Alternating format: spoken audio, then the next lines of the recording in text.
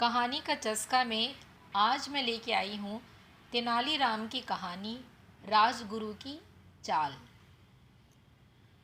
राजा कृष्णदेव राय के दरबार में तेनालीराम की बुद्धि और चतुराई के किस्से काफ़ी मशहूर थे।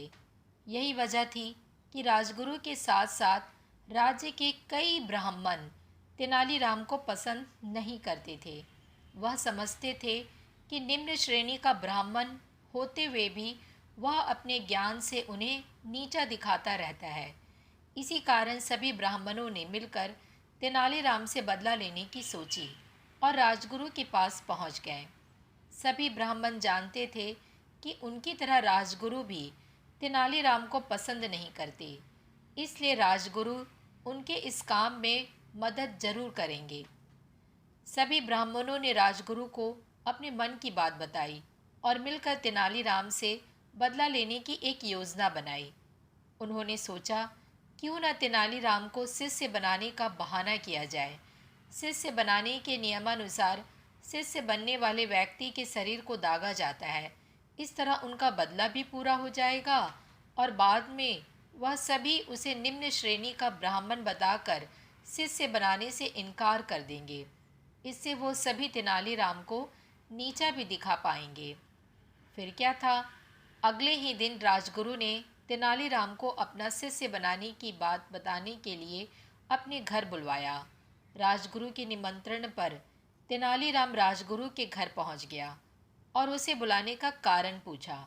राजगुरु ने कहा, तुम्हारी बुद्धि और ज्ञान को देखते हुए मैं तुम्हें अपना शिष्य बनाना चाहता हूँ। राजगुरु की यह बात सुनकर तेनालीराम को आभास हो गया कि कुछ तो गड़बड़ जरूर है। उसने राजगुरु से पूछा, आप मुझे शिष्य कब बनाएंगे? राजगुरु ने कहा, मंगलवार का दिन इस शुभ काम के लिए सही रहेगा। राजगुरु ने नए कपड़े देते हुए कहा, तेनालीराम, मंगलवार को तुम यह नए कपड़े पहनकर आना, तब मैं तुम्हें अपना शिष्य बना लूँगा और साथ ही तुम्हें 100 सोने के सिक्के भी दिए जाएंगे। राजगुरु की बात सुनकर तेनालीराम ने कहा, ठीक है, फिर मैं मंगलवार को सुबह आपके घर आ जाऊंगा। इतना कहकर तेनालीराम अपने घर चला आया। राजगुरु को तेनालीराम ने बिल्कुल भी आभास नहीं होने दिया कि उसे उनकी बात पर कुछ संदेह हो रहा है। घर आकर तेनालीराम ने सारी बात अपनी पत्नी को बताई। सभी बातें सुनने के बाद तेनालीराम की पत्नी बोली, आपको राजगुरु की बात नहीं माननी चाहिए थी। इसमें राजगुरु की जरूर कोई चाल होगी, क्योंकि बिना किसी मतलब के राजगुरु कोई काम नहीं करता है।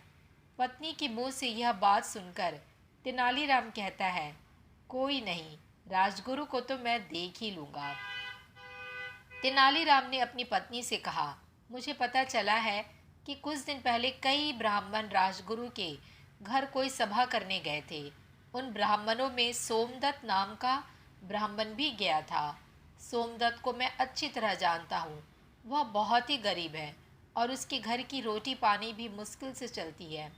ऐसे में अगर मैं उसे कुछ सोने के सिक्के दूंगा तो संभव है कि वह मुझे उस सभा में हुई सभी बातें बता देगा और मैं जान पाऊंगा कि आखिर राजगुरु के दिमाग में क्या चल रहा है। इतना कहते हुए तेनालीराम उठकर सोमदत्त के घर चला जाता है।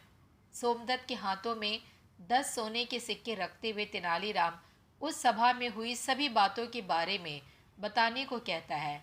पहले तो सोमदत्त कुछ भी बताने को तैयार नहीं होता, लेकिन कुछ देर मनाने के बाद वह 15 सोने के सिक्कों के बदले सब कुछ बताने को तैयार हो जाता है। राजगुरु द्वारा तैयार की गई उससे बदला लेने की पूरी योजना जानने के बाद तेनालीराम राजगुरु को सबक सिखाने के लिए विचार करने लगता है।